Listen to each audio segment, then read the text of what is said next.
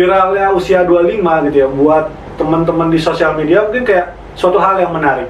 Tapi ingat gitu, ada orang yang pasti ngerasa tertekan dengan itu. Jika mereka sudah bisa berpikir, udah punya harapan, nggak sesuai ekspektasi, stres dah, gitu. Oke. Tuh, denger Bel. Aku ngaku Kak, misalnya aku ngaku dia adalah raja, dia adalah Tuhan, dia orang hebat dan lain-lain. Itu gimana konsepnya Kak? Waduh.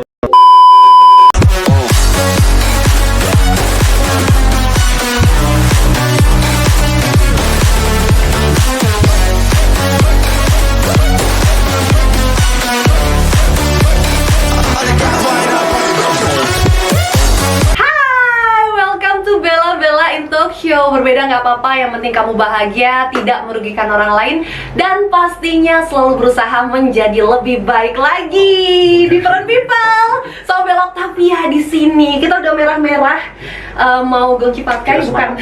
Bukan.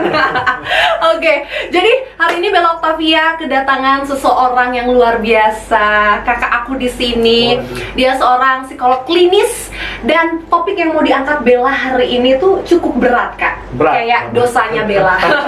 Dosanya Bella aja, nggak usah ngajak kakak. Jadi yang mau diangkat adalah ada apa dengan gangguan jiwa. Yes, gangguan jiwa. Kenapa tuh? Oke, sebelum berat ya.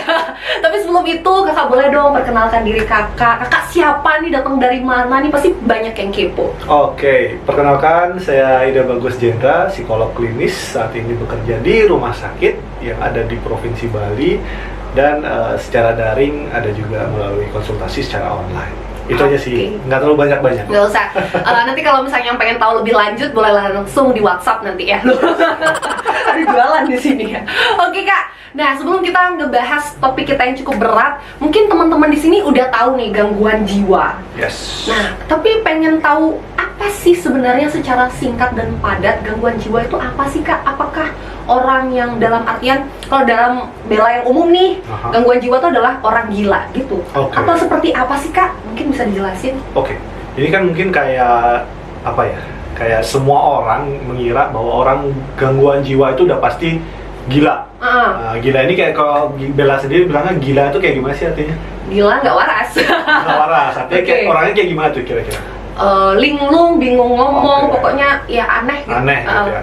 Nah, kalau di kita gitu ya, kita tuh bisa bilang gangguan jiwa tuh ada banyak gitu, ada banyak jenisnya. Nah, kalau yang kayak nggak kayak di jalan, yang nggak mandi, yang kotor lah istilahnya, nggak pakai baju, yang aneh-aneh, kemudian makan nggak teratur, itu gangguan jiwa yang berat. Oh, itu yang berat. Itu yang berat. Tapi kalau yang ringan ataupun yang sedang itu kayak cemas atau depresi, yang sebenarnya apa ya? Mereka masih bisa berinteraksi, cuman memiliki masalah di kesehatan mentalnya. Mereka masih bisa seperti biasanya, cuman ada perasaan berbeda, tertekan tersendiri, stres tersendiri. Cuma stres itu termasuk gangguan jiwa, tapi yang lebih ringan. Mereka masih bisa nih, tapi kalau misalkan yang orang awam menyebutnya gila, gitu ya, itu mereka yang gangguan jiwa berat. Oke. Jadi mungkin yang teman-teman atau different people yang mungkin di jalan ngelihat yang nggak pakai baju, yang marah-marah, minta uang, yang kayak gitu, itu yang berat ya Kak ya. Tapi ternyata ada yang ringan-ringan kayak cemas, itu termasuk gangguan jiwa juga. Oke. Cemas ini kan ada juga cemas yang biasa nih, kayak kita misalkan, wah, saya mau datang ke podcastnya Bella nih, gue cemas nih, gitu. Bertanya apa ya, gitu kan. Itu cemas yang wajar, tapi itu cemas yang tidak wajar atau yang berlebihan ya kayak kita udah mau datang ke podcast ini misalkan, tapi udah dari seminggu yang lalu udah kayak deg-degan, nggak bisa tidur, kepikiran, gitu. Itu orang dengan masalah kesehatan mental yang ringan. Terus kalau misalkan kayak di masyarakat nih, kan orang dibilang kan orang gila gitu ya, tapi sebenarnya kita udah berubah sih, istilah itu udah nggak kita pakai lagi. Kita menyebutnya orang dengan gangguan jiwa. Lebih halus ya Kak? Lebih berbeda. Jadi orang gila itu kan artinya orang punya gangguan jiwa, jadi melekat. Tapi orang dengan gangguan jiwa artinya tidak melekat. Masalah kesehatan mentalnya tidak melekat di orang itu, karena kan mereka bisa juga nanti disembuhkan. Oh, orang Jadi, dengan orang dengan gangguan jiwa diperhaluskan. Oke, nah itu different people. Nah kita lanjut lagi nih Kak, Oke. ngobrolin tentang orang dengan gangguan jiwa. ODGJ singkatannya. Oke, nah Kak biasanya itu gimana sih Kak? Itu menyerang personal itu seperti apa sih Kak? Kalau misalnya saat ini yang kita temui itu langsung bisa siapa aja atau gimana? Ini kayak orang dari orang umum Oke. banget yang nanya ya. Oke, kalau Atau misalkan keturunan atau gimana? kalau bisa kena siapa aja, itu siapapun bisa. Siapapun bisa. Siapapun bisa. Ngeri. Oke, tapi kembali lagi gitu ya. Ada beberapa sebenarnya orang dengan gangguan jiwa ini banyak faktor ya. Faktor mau dari keturunan misalkan. Misalkan kita punya orang tua atau kakek nenek kita gitu ya, punya masalah kesehatan mental atau dengan gangguan jiwa, itu kita memiliki resiko loh. Kita memiliki resiko itu. Walaupun bentuknya beda. Misalkan orang tua punya depresi misalkan, kita bisa aja kecemasan. Gitu. Orang tua punya skizofrenia atau gangguan jiwa berat, kita mungkin bisa saja yang lebih ringan, tapi kita punya resikonya. Punya resiko karena keturunan. Betul. Bisa juga karena di faktor lingkungan. Oh, lingkungan. Jadi kayak misalkan kita punya teman, kemudian kita merasa terbuli, tertekan, diabaikan gitu ya. Kemudian termasuk juga hal-hal yang sederhana deh, kayak kita ngebandingin diri kita sendiri nih. Wih, itu kok orangnya keren banget ya.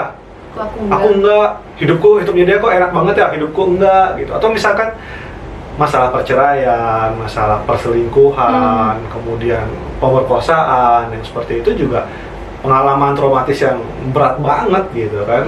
Apalagi untuk mereka yang misalkan nih anak-anak muda sekarang, anak muda deh sekarang nih kayak ngelihat siapa gitu kan, dia punya ini, dia punya itu, aku enggak. Itu udah stres sendiri, tertekan sendiri, akhirnya mungkin mengarah ke, ketika nggak bisa dikendalikan, bisa mengarah ke depresi. Itu yang lagi ngetren banget di millennials, kemudian di anak-anak muda itu meningkat banget lah.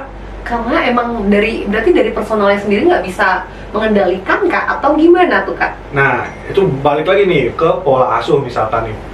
Pola asuh orang tua nih, anaknya dulu dimanjain. Nah, ketika dia punya masalah, dia nggak bisa dong menyelesaikan masalah ini. Dia pendem sendiri misalkan, dia tekan sendiri dirinya sendiri, nggak pernah curhat, nggak pernah dibantu gitu kan. Atau ketika dimanjakan, ada temen yang punya masalah sama dia nggak tahu dia harus melawan atau seperti apa? Atau seperti apa nih gitu. Artinya stres tersendiri gitu. Berarti kita yang belum bisa mengorganize diri kita sama lingkungan sekitar ya Kak ya? Mengelola stresnya kita, bagaimana kita menyelesaikan konflik dengan orang lain, itu kan penting ya. Nah, kadang-kadang itu yang nggak dimiliki orang tertentu gitu. Tapi bisa juga bukan karena orang itu nggak mampu, tapi stresnya misalkan terlalu besar gitu. Seringkali kayak misalkan dia udah punya penyakit, nggak punya finansialnya bermasalah, diceraikan. Waduh. Siapapun rasanya akan stres tersendiri gitu dan butuh waktu buat cover. Jadi gitu ya mengelola stres ya Kak. Mengelola stres itu penting banget gitu. Makanya kalau kita stres itu buat teman-teman, mungkin kalau kita ngerasa udah nggak nyaman, ngerasa stres ya. Apa yang mesti dilakukan Kak? Istirahat, tidur gitu? Apa? Sebenarnya paling penting kan kita curhat dulu ya. Curhat dulu biar kita ngerasa lebih lega aja lah gitu. Kayak kita mau curhat ke teman gitu misalnya. Tapi kalau teman kita ngerasa nggak bisa bantu, kita bisa ke orang tua ngerasa nggak cukup nyaman buat kita, bisa ke profesional sebenarnya. Memang curhat itu ternyata penting curhat ya? Curhat dulu gitu kan, biar kita bisa tahu, oh ini loh masalahnya. Atau bisa kita kayak, itu bukan masalah yang besar, kamu coba arahkan ke seperti ini. Kalau ke profesional begitu, tapi kalau ke teman-teman kan kadang-kadang lu mah masalah lu gitu doang, besar gitu kan. Ya malah drop saya. Itu sih bedanya. Itu bedanya. Nah, different people, masih banyak banget perbincangan yang akan kita lanjutkan dengan bahasan kita gangguan jiwa tadi ya Kak ya. Masih banyak nih, jangan kemana-mana, tetap di Bela-Belain Talk Show. A few moments later. Oke, lanjut lagi sama kita berdua di sini. Pastinya jangan sampai bosen ya, Kak. Lanjut lagi ngobrol nih Kak. Tadi kan ngomongin banyak macam nih yang bisa mempengaruhi buat orang-orang ataupun masyarakat mengenai tentang gangguan jiwa. Nah, untuk umurnya sendiri Kak, kisaran ada umur berapa? umur gitu ya? berapa gitu, kayak mungkin yang masih umur kecil tuh nggak mungkin. Kecil. Maksudnya yang masih umur 10 tahun Kecil gitu. kecil itu nggak gini. Oke. Kalau mau dibilang orang dengan gangguan jiwa atau seberapa umurnya gitu ya, umur anak-anak pun bisa. Gitu. Anak-anak bisa 10 pun tahun, 10 8 tahun, 5 tahun, 6 tahun. apa yang bisa. dipikirkan sampai dia kena gangguan bukan jiwa? bukan dipikirkan. Kadang-kadang kan mereka mereka punya keterbatasan secara kognitif, gitu. Keterbatasan pikiran. Kognitif itu pikiran. Jadi kayak mereka susah di dalam pelajaran, mereka misalkan termasuk misalkan kayak mereka ngompol terus-menerus gitu kan, atau misalkan anak-anak yang umur SD itu masih ngempeng lah itu, kayak mengindot itu kan, walaupun bukan dengan gangguan jiwa yang terdiagnosis secara klinis, tapi itu perlu bantuan profesional. Atau misalkan terus-menerus takut dengan hantu, kan itu tentu perlu bantuan gitu. Ke mental gitu ya jalannya. Iya, membantu kecemasannya dia, mengatasi stresnya dia gitu. Tapi untuk yang dengan gangguan jiwa yang lebih berat gitu ya, yang sudah memiliki halusinasi gitu ya, yang halusinasi itu kayak kita dengerin bisikan, kayak denger ada suara-suara yang berbicara. BTS lagi ngomong nih di telingaku. Terus kayak kita misalkan kita ngajak ngomong sesuatu, jawabannya jadi berbeda, emosinya berbeda gitu. Misalkan kayak gini kita ketawa nih, dia bisa aja mendadak nangis atau diem flat gitu kan, itu salah satu gejalanya. Nah, kalau secara usia sekarang lagi cenderung semakin lama kok semakin kecil gitu ya. Umurnya semakin kecil gitu. Kalau dulu mungkin awal-awal saya karir nih gitu ya, kayak ketemu tuh mungkin 20, 23 gitu. Karena udah ngerasain masalah gitu ya. Yes, karena udah ada masalah kayak pekerjaan, percintaan gitu ya. Tapi sekarang mulai mungkin terlalu banyak ada di media dalam seperti apa mereka melihat orang lain gitu bebas ya sekarang kita mengakses. Eksplorasinya dia itu terlalu luas, jadi kan sumber stres juga tidak bisa diabaikan gitu ya. Iya. Bahkan nih kalau kita mau lebih update nih ya, sumber stres terbesar orang milenial nih justru bukan karena putus cinta atau apa, tapi membandingkan diri sendiri dengan orang lain di sosmed. Itu yang paling keren. Yang paling keren sekarang itu penyebabnya gitu. Kalau misalkan kayak dulu kan kayak bullying gitu atau kayak putus gitu. Ini sekarang dia membuka YouTube atau membuka Instagram, melihat kayak wah, dia bisa liburan kok aku enggak. Masalahnya ternyata pada diri sendiri sebenarnya Kak ya? Yes, betul. Itu terakhir yang pernah saya temuin di umur 18 tahun. Waktu itu kasusnya lumayan menarik sih. Jadi dia itu sangat ingin terkenal gitu ya. Memiliki YouTube. Aku dong. Jadi waktu itu saya aja cerita, dia pingin dia adalah seorang YouTuber. Seorang YouTuber, dia kontennya musik. Jadi dia main gitar, kemudian dia keliling-keliling, dia rekam gitu kan. Itu kontennya dia. Nah, saya tanya waktu itu kenapa kamu bisa sampai di sini gitu. Oh ya Pak, saya marah banget, saya kecewa banget karena waktu itu saya giveaway di penonton pada saat saya lagi konser gitu ya. Saya giveaway, kalau saya lupa barangnya apa. Waktu giveaway mereka bilang, oh ya saya follow gitu kan. Tapi sampai di rumah saya cek, nggak nambah Pak follower saya, nggak sebanyak itu, tapi giveaway udah saya kasih. Terus kenapa nggak dicek saat itu Mas? Jadi waktu itu dia sangat tertekan dengan kondisi itu. Gitu. Itu karena ekspektasi yang ketinggian. Karena mengharapkannya di situ.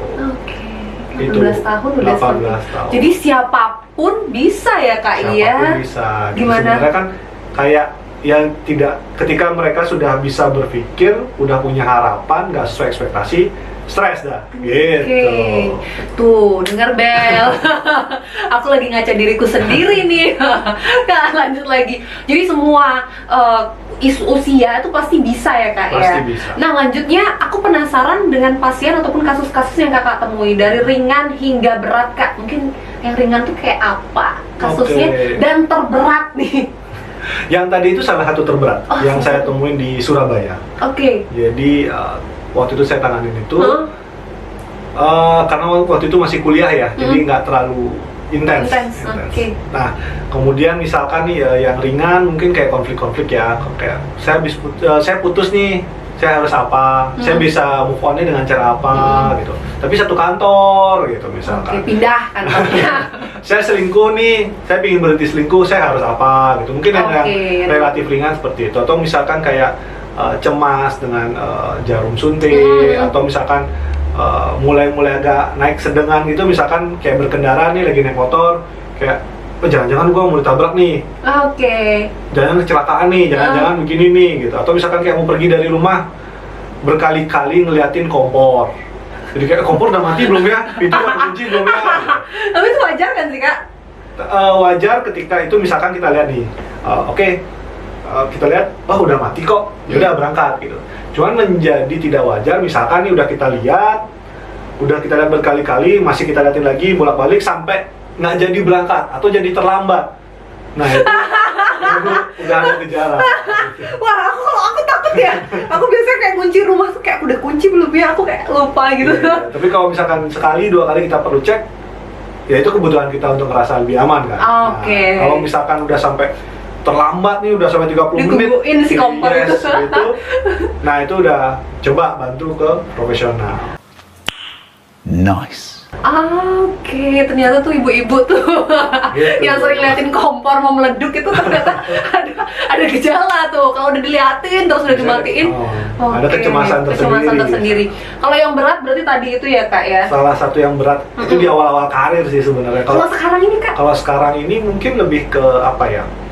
Yang lebih berat itu misalkan mereka udah nggak bisa diajak komunikasi ya. Jadi ketika kita tanya apa, jawabannya sudah jauh berbeda.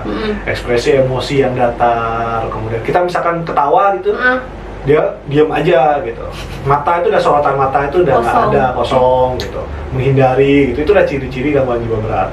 Mereka nggak mau mandi, mereka bekerja itu udah enggak, kemudian misalkan. Tapi makan tuh teratur nggak sih Kak yang memiliki gangguan jiwa itu?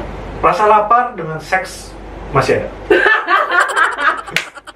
Wow, kamu pintar berarti. Jadi mereka tetap manusia. Tetap ada mereka bisa manusia. merasa lapar, mereka juga punya kebutuhan seks, tapi cara melampiaskannya berbeda. Mereka bisa aja melakukan masturbasi gitu ya. Mereka bisa melakukan itu di tempat umum gitu. Sedangkan kalau kita sebagai orang yang lebih sehat secara mental gitu kan, kita ada perasaan malu ya. Sedangkan buat mereka mungkin karena sudah terlepas dari realitas, mereka melakukan itu gitu di tempat umum. Kemudian makanya kalau kita lihat pasien dengan gangguan jiwa di jalan gitu kan kalau kita mikirnya dia nggak malu apa ya, nggak pakai celana, nggak pakai baju gitu ya.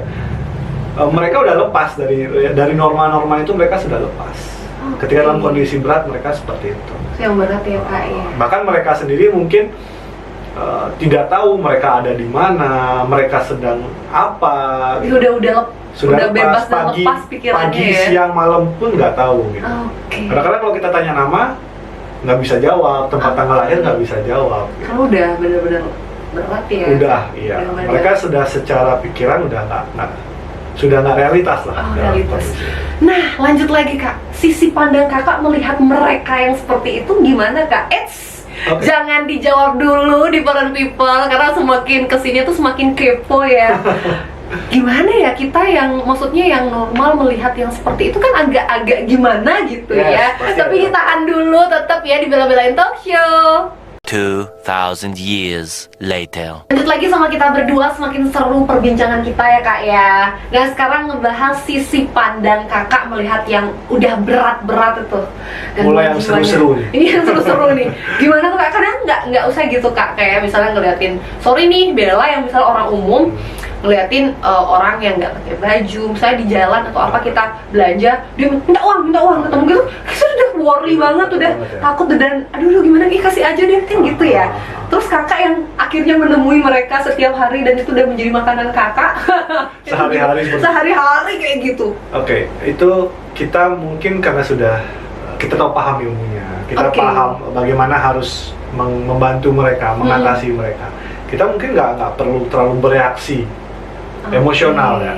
Jadi mungkin buat teman-teman nih kayak kita kadang-kadang berhadapan dengan orang dengan gangguan jiwa berat gitu ya, yang sudah seperti itu tadi gitu ya, secara perawatan diri udah menurun gitu kan, komunikasinya juga nggak sesuai sejalan gitu ya, kita mungkin tidak perlu bereaksi emosional, tidak perlu bereaksi Baper seperti gitu. apapun gitu ya. Iya. Jadi kita cukup ya tenang aja gitu loh, nggak perlu kita bereaksi menghindar atau seperti apa, karena mereka justru akan cenderung lebih agresif ketika kita bereaksi panik. Tapi kan pasti panik, Pasti panik sih, hal yang namanya juga panik. kita ngeliat sama deh, kayak kita ngelihat yang nggak pernah kita lihat dan kita Betul. melihat tuh nggak bisa. Iya. Mimik itu tuh nggak bisa dibohongin. Karena jarang, jadi mungkin ketika kita berhadapan dengan kondisi itu ya nggak apa-apa. Kalau misalkan dengan memberikan uang itu sudah membuat rasa Iya. lebih tenang, kita tenang gitu ya, berikan aja gitu loh. Nah, kita tetap perlu kayak tenang, dalam artian nggak perlu sampai atau ngantengin gitu, mukulin dia langsung, itu jangan di posisi itu, kecuali memang dia membawa barang-barang yang berbahaya gitu kan. Kalau dia bawa sajam ya perlulah kita lari gitu kan, karena memang mereka bisa bereaksi nggak sesuai dugaan kita gitu loh. Iya. Jadi ketika kita berhadapan dengan mereka, kita perlu tenang aja dulu. Karena udah di luar batas ya cara pikirnya. Bahkan kita bisa kayak dan kita perlu memerintahkan aja. Nggak perlu kita ajak ngobrol, ada apa nih, nggak perlu kayak gitu.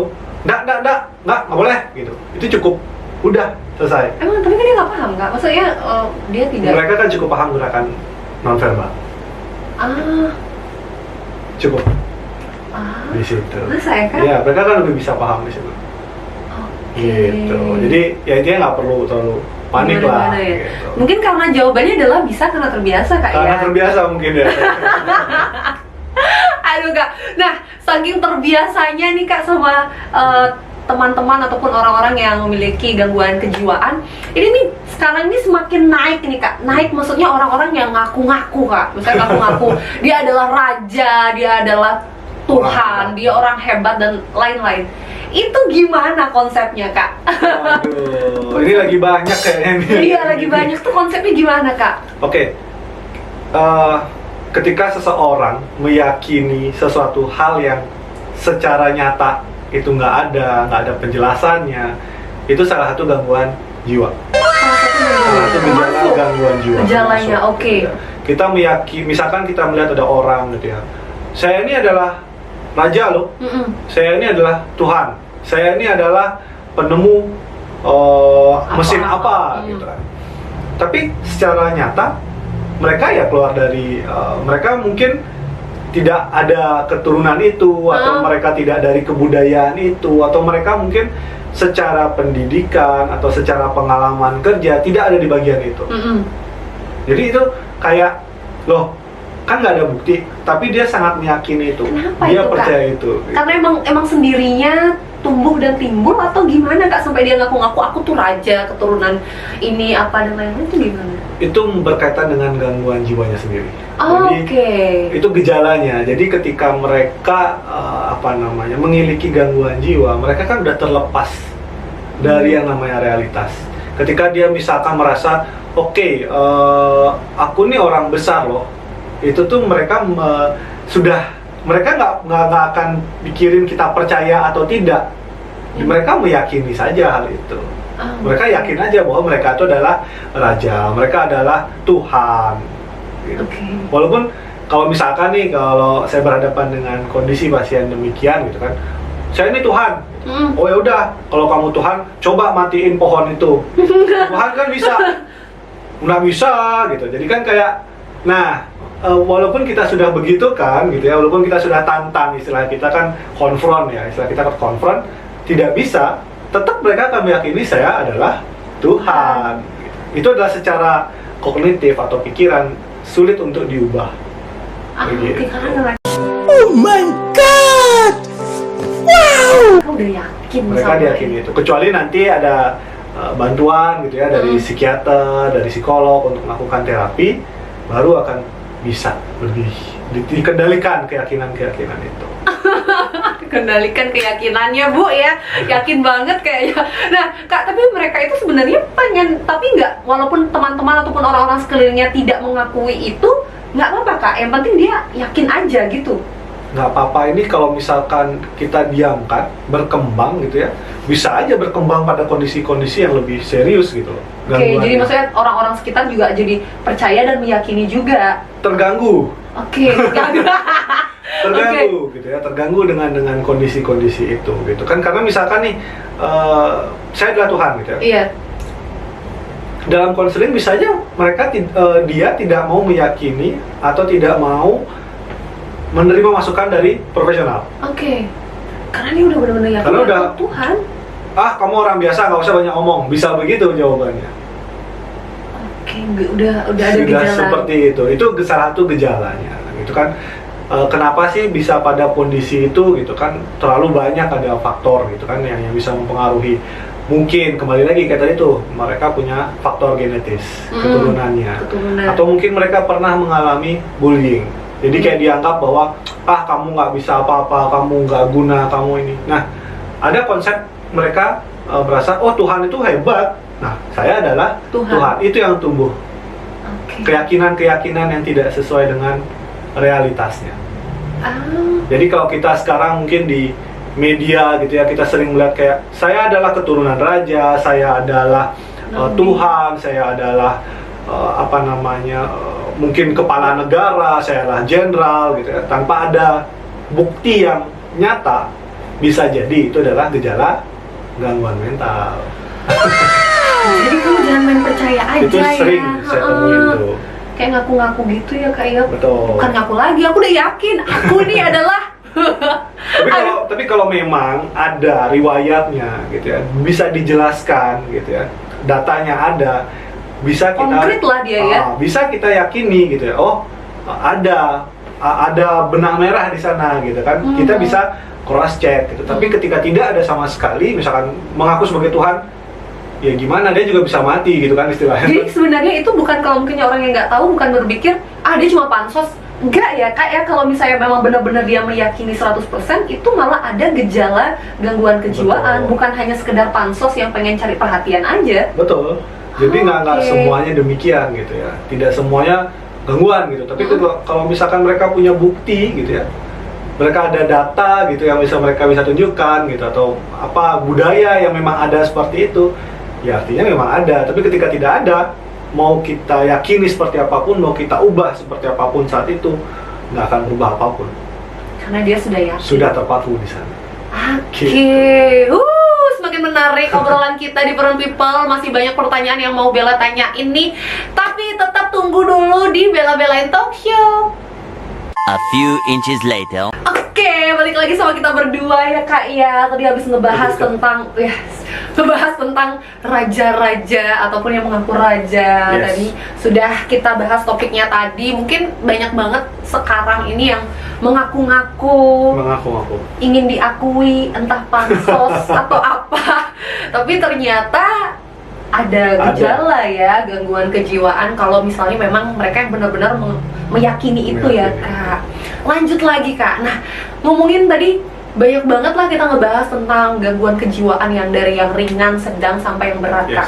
Setiap hari menemui mereka yang seperti itu, yang mungkin bisa dibilang kalau orang normal seperti Bella itu udah risih, worry dan lain-lain. Tiap hari nemu itu Kak, nggak penat penat nggak nih kepala gitu Kak? Kalau di pekerjaan ya, mungkin kayak apa ya? Karena udah jadi pekerjaan dan memang sudah mendalami itu gitu ya, nggak terlalu sih, kadang-kadang justru menyenangkan.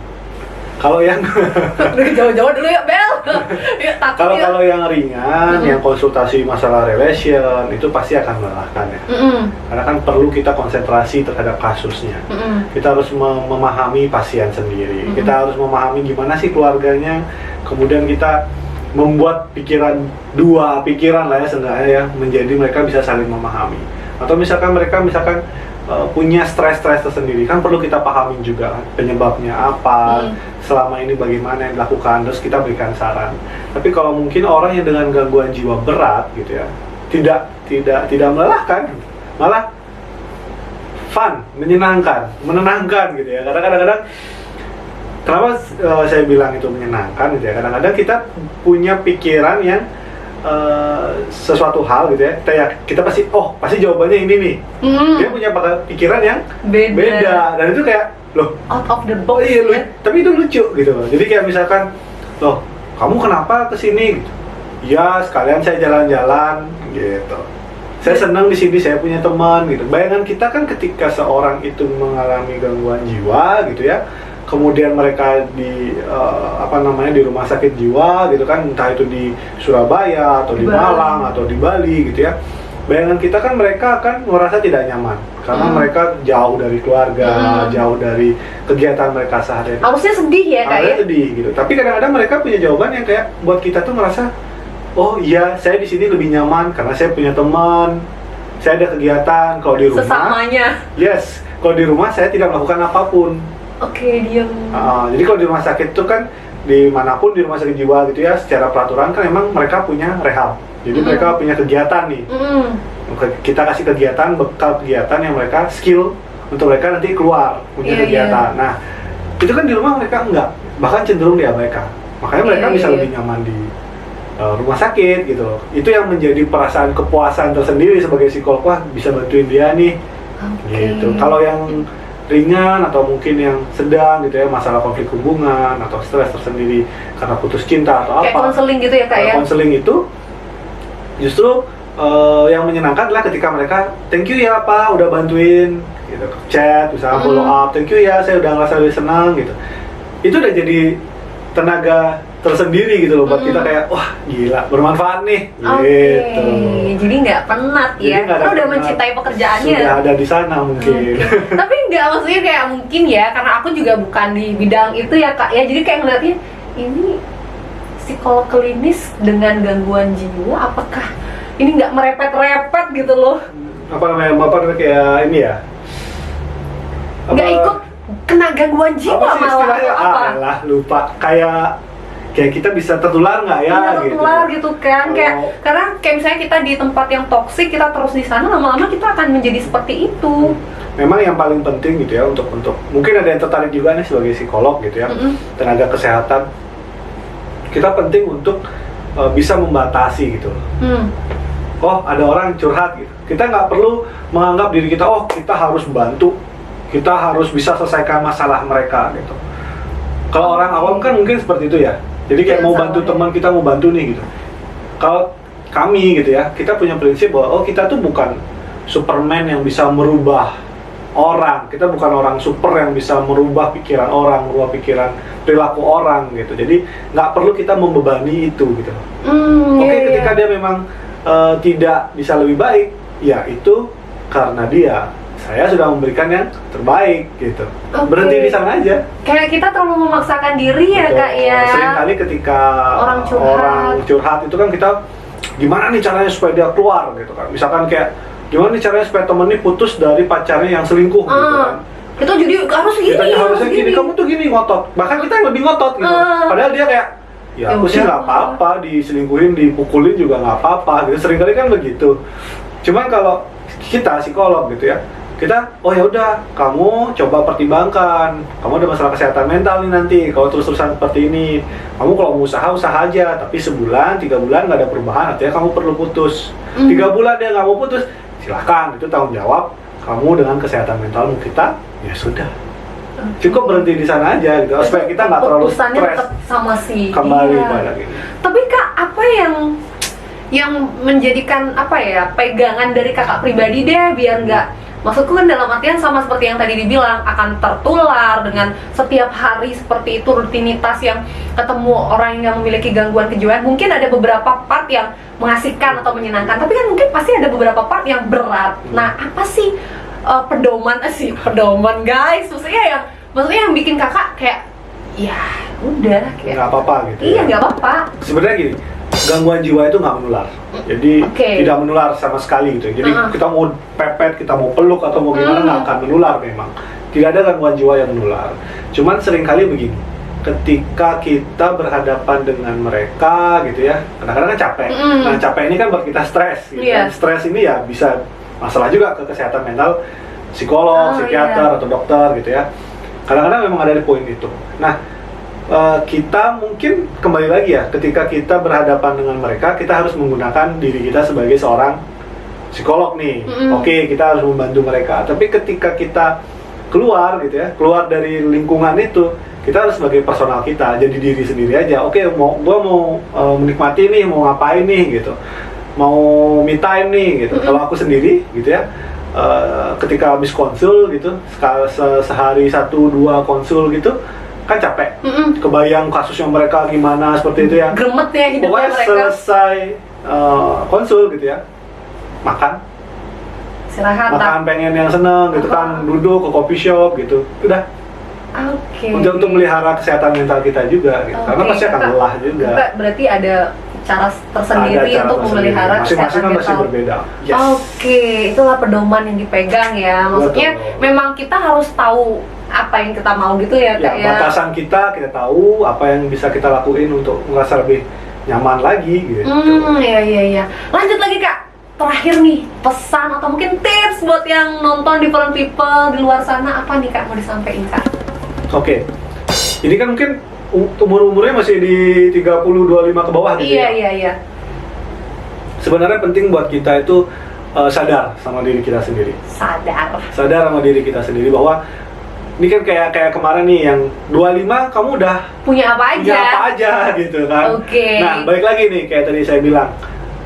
Kita tuh terlalu sering membandingkan diri. Oke. Termasuk membandingkan pencapaian-pencapaian gitu.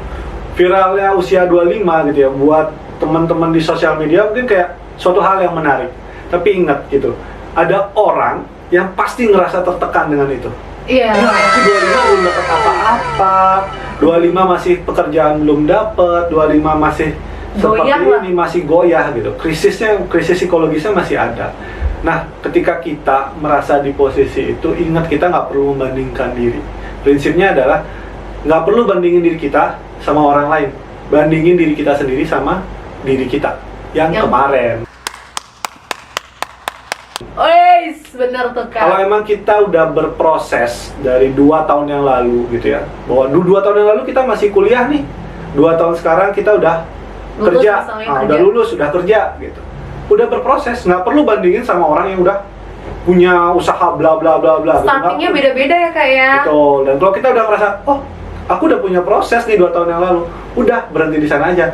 Sudah syukuri di sana bahwa kamu berproses. Tapi kalau kamu nggak berproses, cek di sana. Oke. Apa yang membuat kamu nggak berproses? So simple ya, Kak. Gimana? Oke. Bandingin ke diri sendiri aja supaya Yang kita bisa sekarang nyaman. sama yang dulu ya. 2 Jadi tahun lalu seperti apa? Different People jangan banding-bandingin, capek membandingkan ya Kak. Stres tersendiri. Iya, ya ampun Kakak, thank you banget. Thank you Different semuanya. People, jangan lupa like, comment, and subscribe.